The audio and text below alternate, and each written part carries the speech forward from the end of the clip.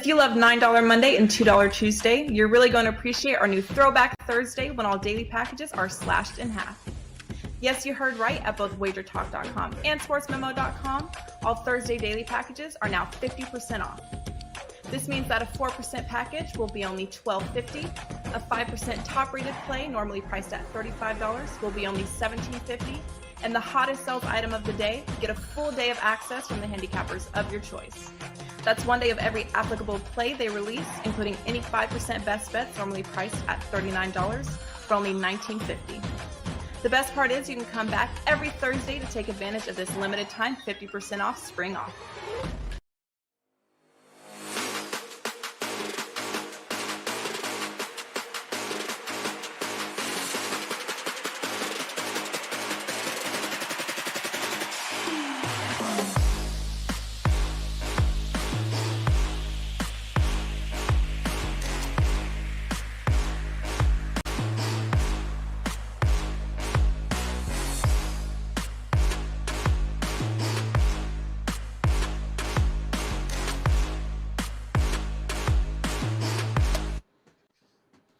And welcome in. A very happy Friday here as we get ready to say goodbye to the month of March. And with it, of course, we will soon be saying goodbye to college basketball, but not before we crown a national champion. Final Four and, of course, the big game still ahead of us here. And 4 teams remain, and we got a couple of different ways to be able to break these games coming up over the weekend down for you, and we'll do it today here on one of the final episodes of the college basketball tip-off show for this season with 3 of the most profitable in college hoops all year long. Adam Trigger in the house, ready to roll. He ain't done cashing tickets in college basketball just yet. Neither is Dwayne Bryant, ready, locked, loaded for what should be a fantastic Final Four weekend. And Rob Vino. I've been waiting for this for a while here, guys. Plenty of action going on across the sports betting landscape. Not just college hoops, of course, NBA, NHL, not to mention, yep, the 162-game grind is underway in Major League Baseball. So a lot going on around the sports betting world there, Trig. But tell us on this Friday here, the final Friday of the month, what do you got, if anything, locked, loaded, ready to roll over at WagerTalk.com? So I have a baseball play up for tonight, 4%. It's just my second Major League Baseball release of the season. So go get that if you're looking for baseball. College hoop, it's been a tremendous season for me at WagerTalk. Had a great run through the NCAA tournament. I'm number 1 in college basketball right now for the season. And I'm going to give you my 4%er for the Final Four for free. I appreciate all the support all year long. And I've got one play for Saturday. I'm going to give it out on the show here. So stay tuned till the end. Outstanding. All right. And don't forget, Trig, he'll also have plenty coming up. KBO is here as well as the MLB. I can assure you. Oh, I might, Joe. I'll probably have KBO tonight too. They are getting the lines come out later and later. So now it's like a lot of times 2-3 o'clock in the afternoon, they're still not out. So if we're waiting for the line, but I'll probably have a KBO play as well. I would expect nothing less. Outstanding, Trig there. Dwayne Bryant, what is going on here, my man, as we head into this Final Four weekend? Still, of course, we'll have a national championship game. What do you have available right now at your page at WagerTalk.com for folks? I do have 2 MLB plays that are out for subscribers. I do have a 5% NBA max bet that is up on my page right now. I also have a special deal going on right now where you'll get 50% off a 7-day all-access or longer sub by using coupon code DB50 at checkout. That coupon code can be used as many times as you'd like through midnight tonight. It's a great way to join me long-term at half the price. It includes my NCAA Final Four and title game plays. I'm hitting 63% in the NCAA tournament. It also includes any and all NBA and MLB plays. Again, it's coupon code DB50, gets you 50% off my all access packages, 7 days or longer. You can use it as many times as you want from now through midnight tonight. Dwayne Bryant, WagerTalk.com. All right, good stuff there, Dwayne. And Vino, almost done here. College hoops, though, but plenty of NBA playoff action just around the corner. And, of course, Major League Baseball underway now. And what do you have available tonight for us here at your page over at WagerTalk.com? NBA up and available right now, Joe, over at WagerTalk.com. One play, but it's bound to be more than one. Again, you know the routine I go through. We sit on these injury reports each and every day. But I see two more that are probably going to be there, including one prop. XFL. How about that, Joe? XFL. Yeah. Not a whole bunch of us doing it here at Wager Talk, but sit atop the leaderboard in XFL handicapping at Wager Talk this year. We have a play tonight, Friday night game. College hoop, it's going to go up right after this. I waited on this almost all week to get these plays up, but we are going to have the NCAA Final Four action. Adam, number one at Wager Talk. Number two, I guess I'll take that seat, plus 74.6 units of profit here on the season. But I'll separate it out and say that I am number one in college hoop totals for the season. And one of the plays tomorrow will be a total. So looking forward to it, Joe. It's been a really good run in college hoops so far this year. And like you said, hate to see it go, especially with, my beloved UConn Huskies sitting here in the Final Four. Yeah, no, it is. It has been a very long and crazy ride here, guys, to get us to this particular point in college hoops. So without any further ado, let's tackle these games and see what we can come up with here. And the first one up is going to be the first game, in fact, tomorrow there, just after 6 o'clock Eastern time. Get ready for the FAU Owls. Get ready to take on San Diego State. 2.5 now. This thing you can start creeping up to 3 a little earlier here this morning. And 131.5.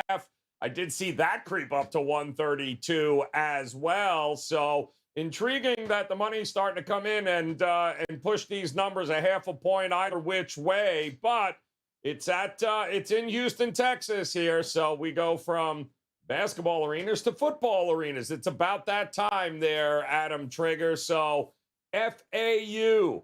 And by the way, Dusty May, I believe, just signed an extension, too, as well. So no need for anybody at FAU to have to worry about him jumping ship like every other mid-major coach does if they make it to this point of the season. What are you going to do here, Trig? FAU taking on San Diego State. What are we looking at? Well, Joe, the move here, so I just want to start off with the line, which I disagree with. And I know what it's from, and I'm just not sure that the quote-unquote group that gets everyone to play at the same time and then moves the line, it should be moving a line in the national semifinal game on a side. So right there, I already think that Florida Atlantic has line value at 3, which is where I played this and gave it out to my client. So I am on Florida Atlantic plus 3, even 2.5. If you're seeing 2.5 shop around, maybe wait a little bit. I think you'll probably see 3 again at some point. The reason I'm willing to go against San Diego State here, I just don't think that they can sort of ride this. Like, listen, their 3-point defense is very good, but the rate at which teams are missing 3-pointers against them is also quite lucky, in my opinion.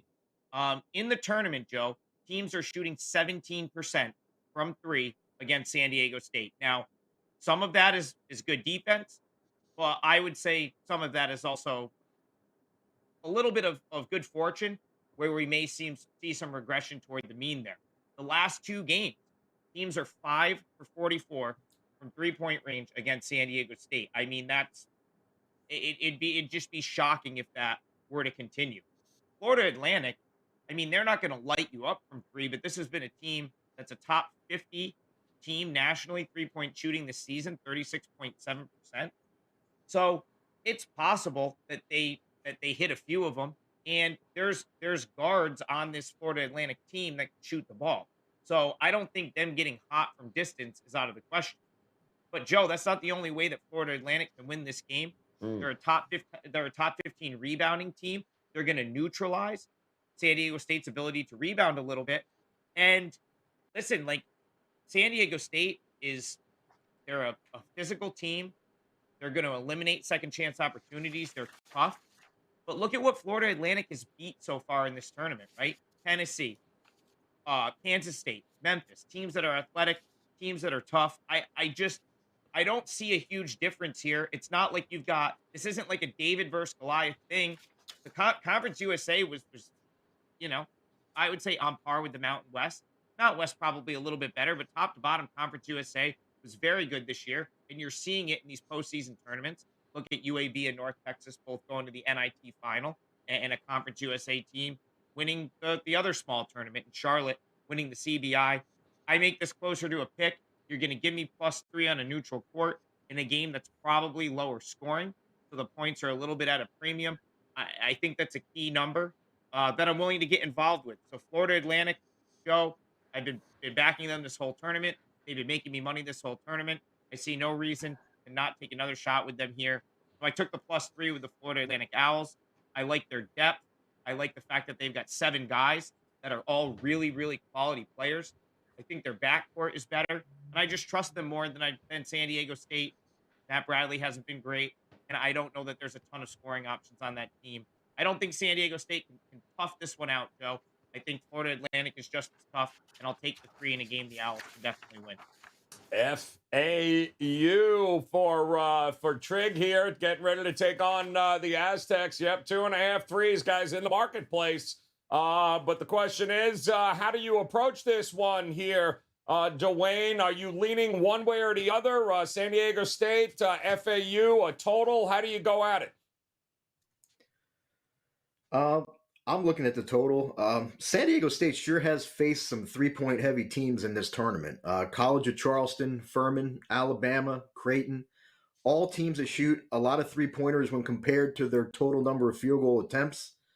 And so far, San Diego State has been up to the challenge. I mean, they're number 2 out of 363 teams in the nation in 3-point shooting percentage allowed. Through 4 rounds in this tournament, they've proved that they've earned that number 2 ranking. But that 3-point defense is going to get tested a little bit here. FAU shoots the 3-pointer better than the 4 opponents that San Diego State has seen so far.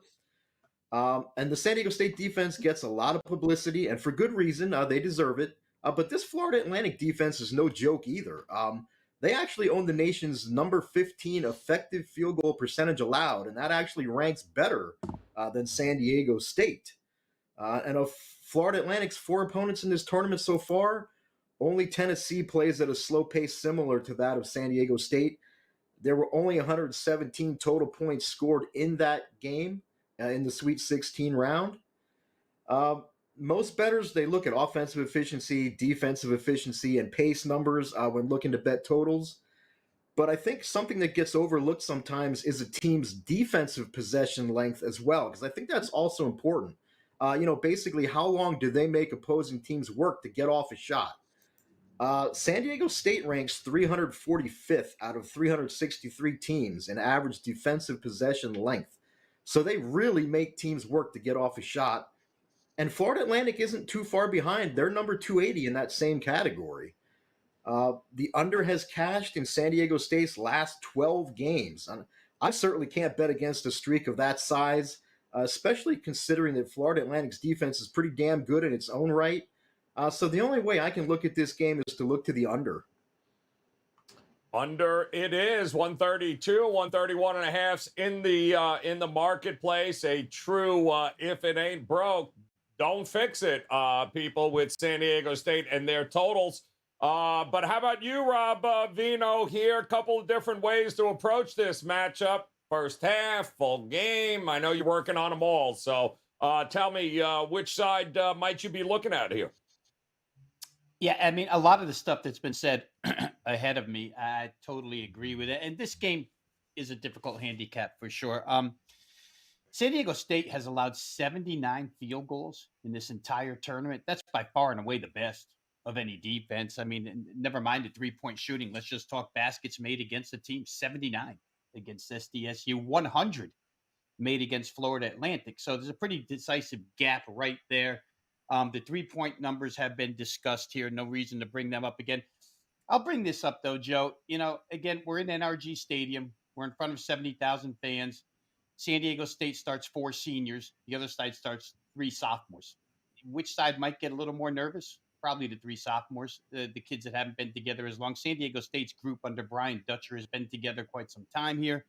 So I think maybe veteran experience could have a bit of an edge down the stretch if this thing is tight, so to speak.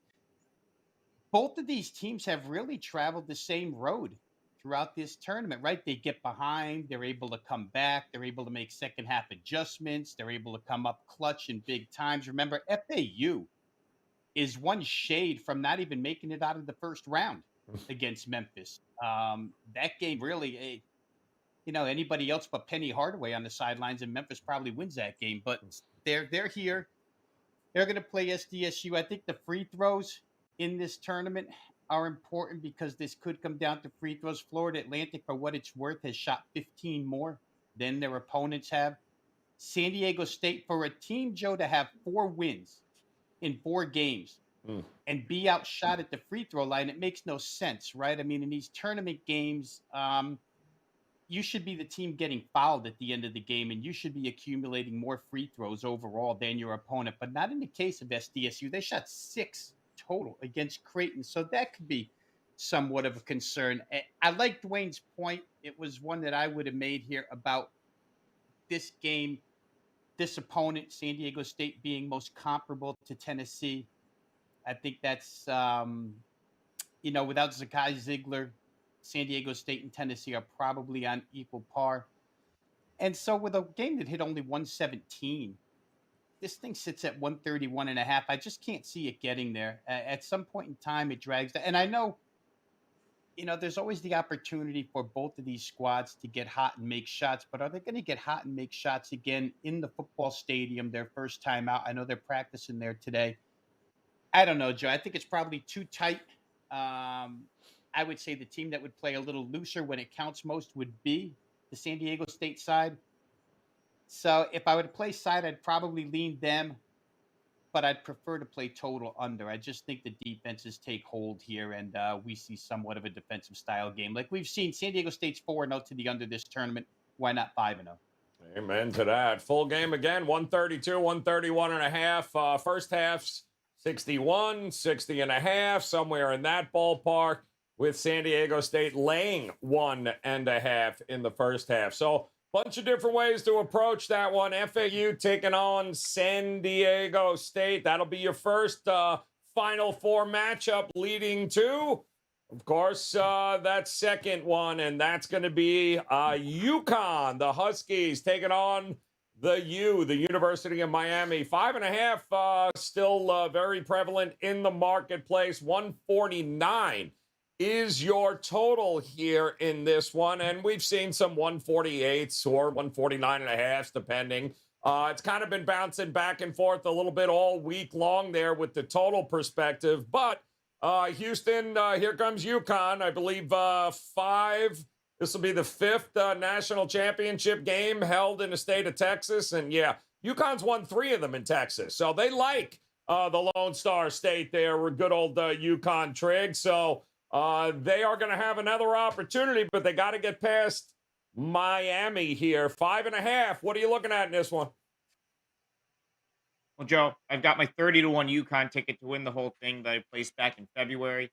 I am looking for one single reason why I think Miami can win this game. I couldn't find one. Now, could they hang around and somehow get in with the number? Of course.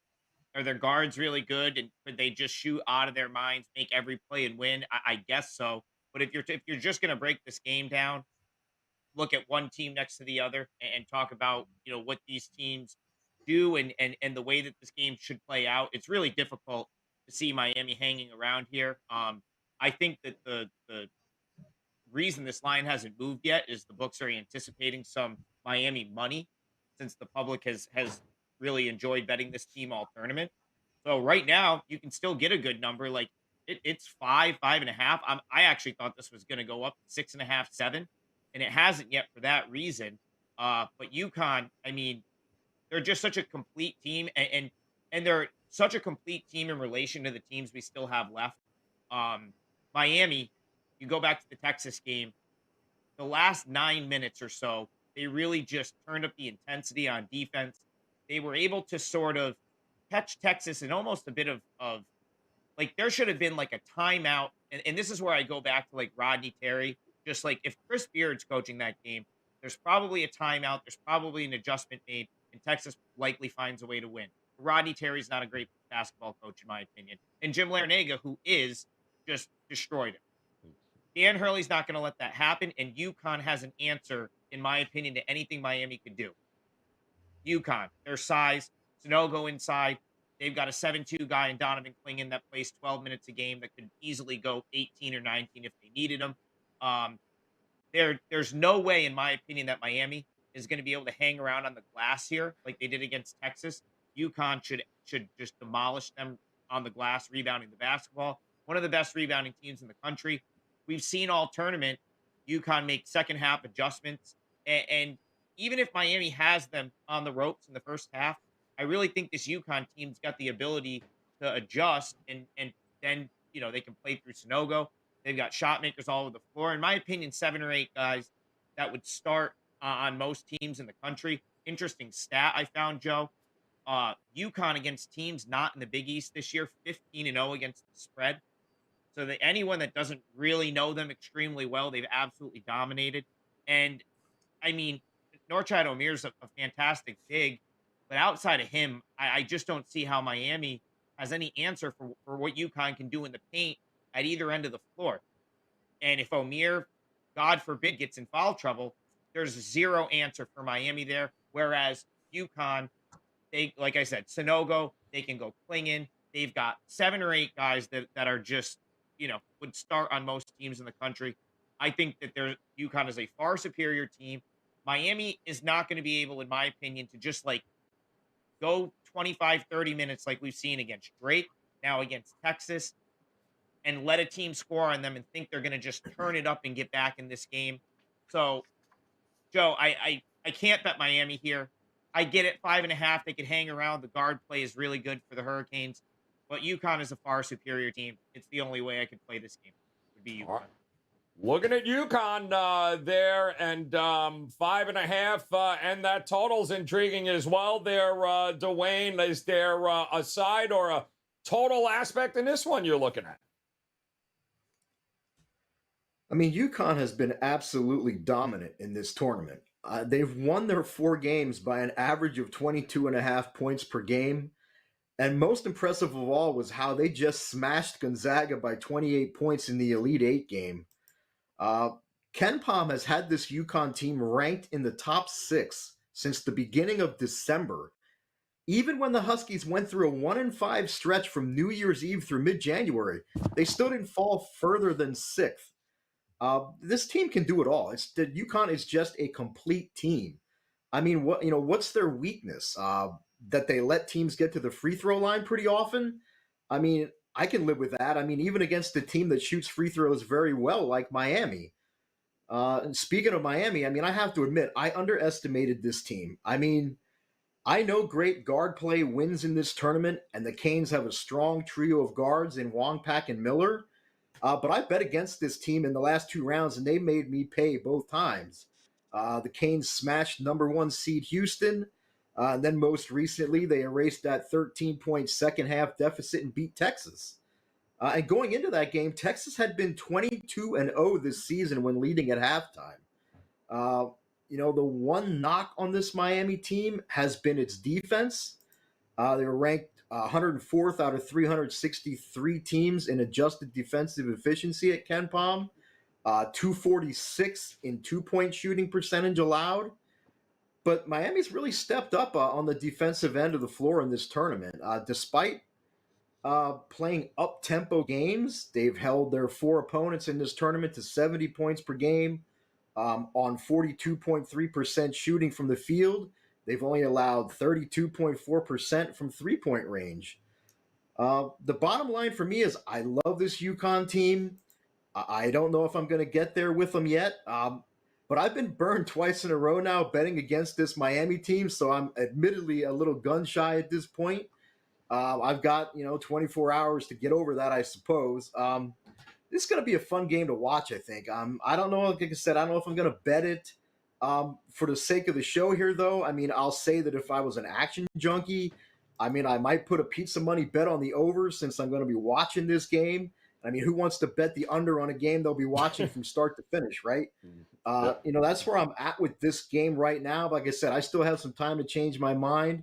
I do lean, though, UConn on the side. I just got to get over the two tickets that Miami had me tearing up in the last two rounds. It's a great end to the Final Four there, that's for sure. I mean, the appetizer and then the main course here, Vino, with UConn and Miami. And it's an intriguing battle. I mean, hell, you and I talked about it earlier, Vino. If this was a 7-game series, there wouldn't be a question. UConn wins, period. They're the better team. But in a one-game play, winner takes all situation and anything can happen. It makes this one tough.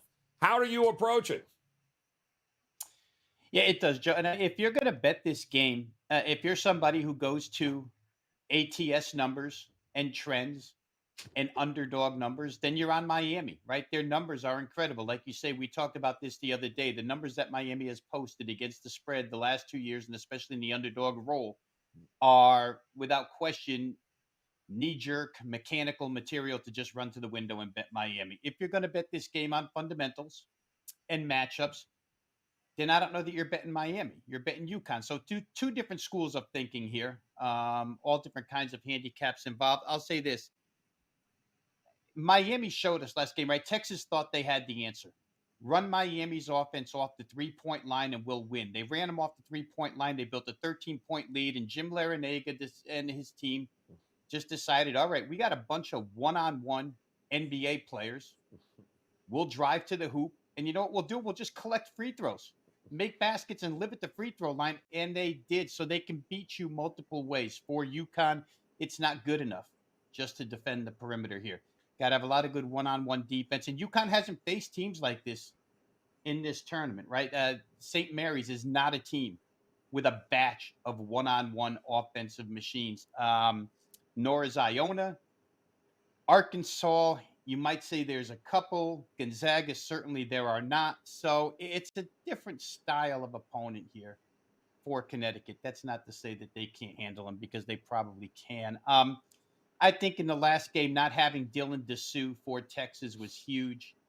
I mean, when Omier went to the bench, it should have been advantage Texas, except at that time, Christian Bishop got himself in foul trouble. He was having a good game. And then it just became a game of smalls against one another. And I feel like, Marcus Carr and Teddy Allen probably tried to do a little bit too much for Texas on the offensive end. A lot of one-on-one. They started turning the ball over.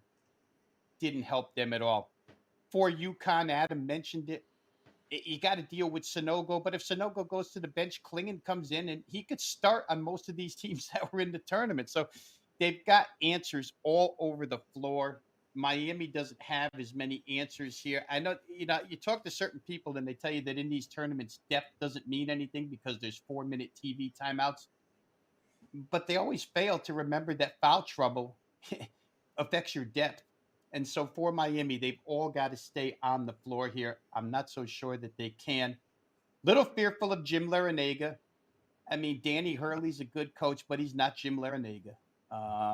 And Jim Larinaga beat UConn when he was with George Mason. So a little bit fearful there. But in the end, Miami, to me, Joe, they can only win one way. They have to outscore you. And unfortunately for them, UConn will run as much as Miami will, and UConn probably will run better than Miami will. So what Miami does best, UConn does equally well or better. And then the defensive disparity, there's just no discussion there who the better defensive team is. So for me, it would probably be UConn. I think they're 6 points better for a whole bunch of reasons. And we'll see if they can defend everything that Miami does.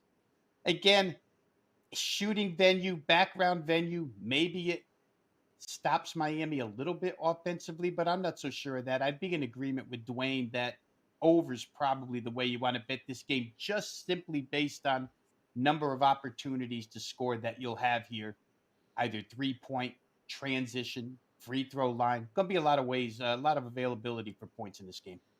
So, yeah, I mean, listen, I hope there's 200 points. It'll be the game of no matter what happens in a final, this will be the best game, period, here.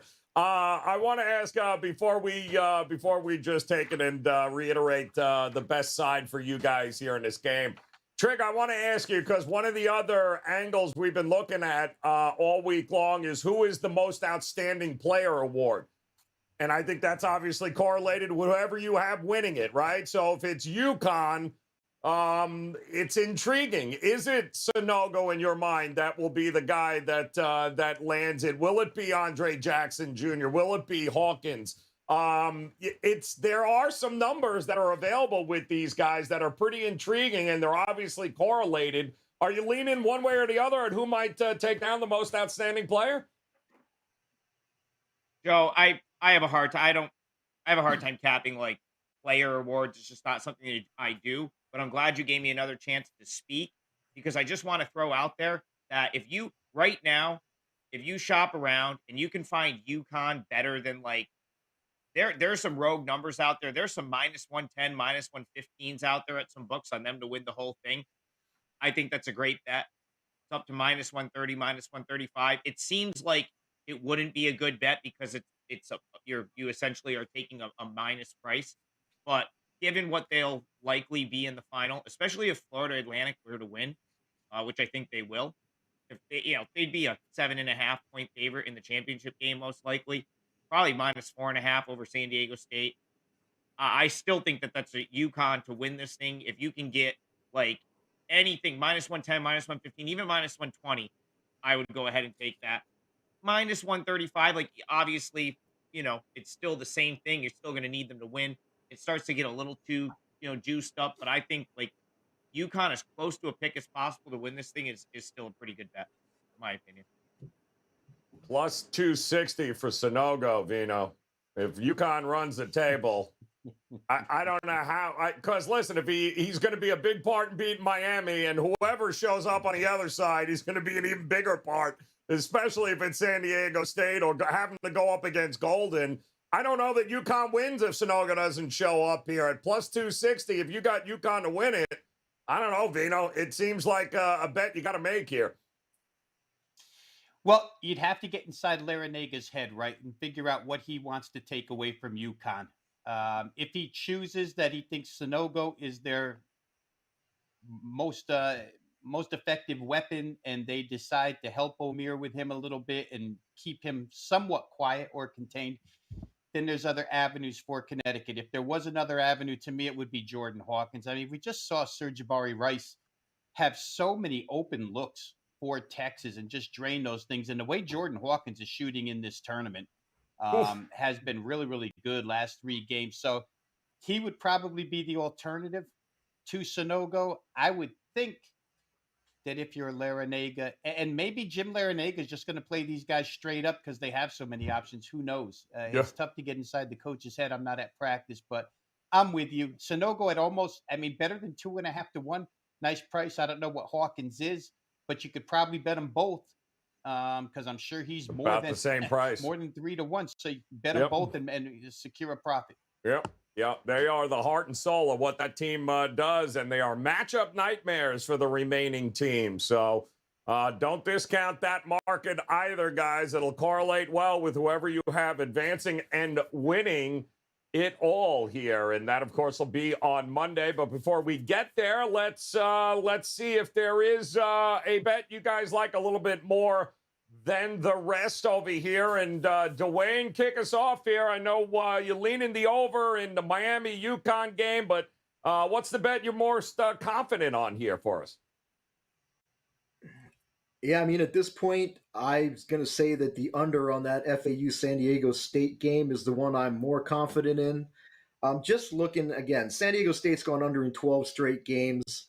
You're not going to make money betting if you're going to try to predict when a streak is going to end. You're going to make a lot more money riding a streak. I'm sure not going to go against a streak that long. And again, you look at the Florida Atlantic game against Tennessee in this tournament, and I think that's about what you can expect to see in this game tomorrow. They only had 117 total points in that Florida Atlantic Tennessee game. I think Tennessee is the most comparable team to San Diego State that FAU has faced. So I'm expecting a similar result points wise. So I mean, I'll take the under in that game for sure. Under it is. All right, Trig, I'm guessing the FAU side is the way you're going to look here. That's right, Joe. FAU, 4% play for me. Probably most likely my last college basketball play of the season, unless I get a matchup and number I like in the final. But yeah, I took the +3 with Florida Atlantic. I didn't agree with the move to 3. I make this more like a pick. And just to expound on what I talked about earlier, um, Florida Atlantic, they can play slow, they can play fast. I don't think San Diego State's going to be able to really, put them in a scenario where they're uncomfortable. Florida Atlantic is, a lot of these guys have been playing together for a couple of years, so I'm not sure that like San Diego State's experience is going to outweigh just like the cohesiveness of this Florida Atlantic team. And a lot of people don't realize that Florida Atlantic goes far deeper than their couple top players. I mean, this is a team that has 7 or 8 really strong players. They have multiple guards in the backcourt. I would argue that their backcourt is better than San Diego State's top to bottom. Matt Bradley hasn't played great lately, and you look up and down that San Diego State roster from a scoring perspective, not a ton of consistency there. So, outside of him, I wonder if San Diego State might, like, if they're going to have the answers. Florida Atlantic they're a solid defensive team as well. They defend the rim. They're good in the paint. So San Diego State's going to have to hit jump shots here to win this game. And I don't know that that's a given. Of course, it's not a given that Florida Atlantic is going to come out and light it up either, Joe. But this is a team that can shoot. They've been a top 53-point shooting team this year. And at some point, some of these threes are going to go in against San Diego State. Why not? Why not in this game? But if they're not hitting the threes, Florida Atlantic has shown that they can do it in other ways. They abused Tennessee on the glass, got a bunch of offensive rebounds. San Diego State, that's one of their strengths, is eliminating offensive boards and cleaning up the glass. But some of that's going to be neutralized by Florida Atlantic here. In the end, I have these two teams roughly even. We're in a national semifinal on a neutral court. I don't see any reason that Florida Atlantic should be catching 3 here. 3 is a pretty key number. The other two guys did a great job of outlining that points probably are at a premium in this game. So why not give me those 3 points that I think maybe are even a little bit more valuable than they usually are? Florida Atlantic +3, 4% best bet for me. And like I said, I do think they win this game, but the +3 is real valuable here. Yeah, amen to that. You've got Vino. Which one of these games might you be leaning towards a little more than the other? Wow.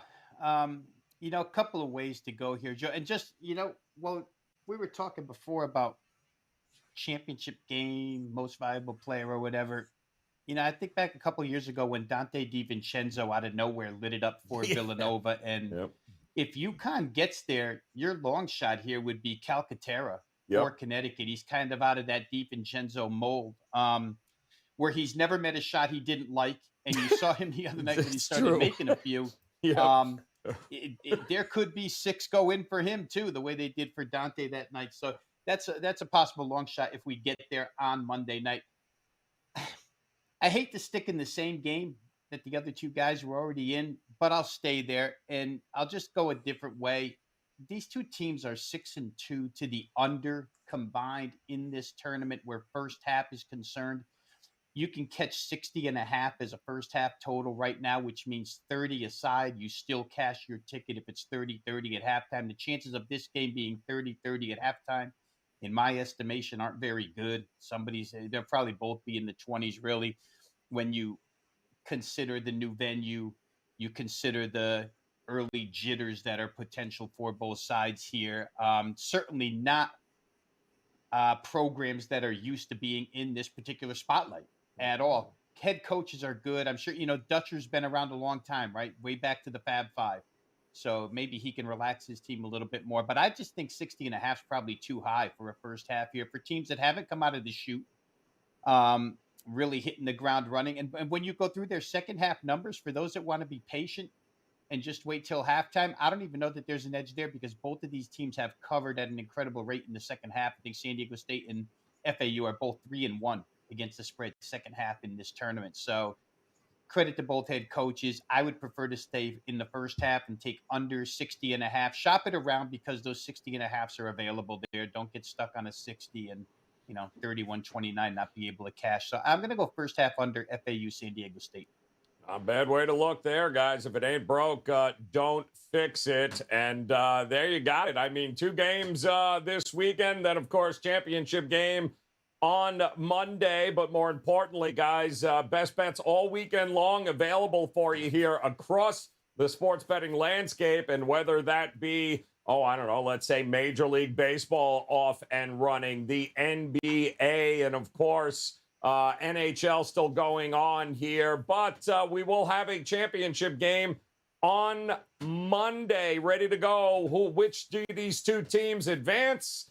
And then, of course, we'll have some numbers, and we'll meet up again here on Monday, one final time here for the NBA tip-off show, and see Joe, if we can't find it. Good. So Jordan Hawkins is at his hotel room. I guess he's dealing with an illness, didn't practice today. So Rob probably kind of nailed it. If you were going to take a shot and someone was going to get more minutes with Hawkins out, it would have to be. Yep. I don't think he's going to be out. I think he'd have to be dead to not play in that game tomorrow. But like his minutes might be, you know what I'm saying? Like his minutes might be limited a little bit. And who's going to benefit from that? Probably Calcaterra. So just another thought right there. Yeah, no, that's a good situation to keep following there, guys, because, listen, hey, if they're going to win this game, somebody's got to step up, and these numbers are pretty decent here. Even Andre Jackson, his numbers are 15-1 right now. So there are a few guys on UConn if you like them to win it all, and then, of course, Miami's got a few at pretty good numbers too. So San Diego State is intriguing. Don't ignore that market. Opportunities will present themselves, and we'll be back again on Monday, of course, breaking it all down for the championship game, one final college basketball tip-off show. Until then, on behalf of Adam Trigger, Rob Vino, and Dwayne Bryant, guys, we appreciate all the support. We appreciate the time. We wish you nothing but the best of luck here this weekend. We'll talk to you again one final time on Monday, guys. Enjoy. Good luck.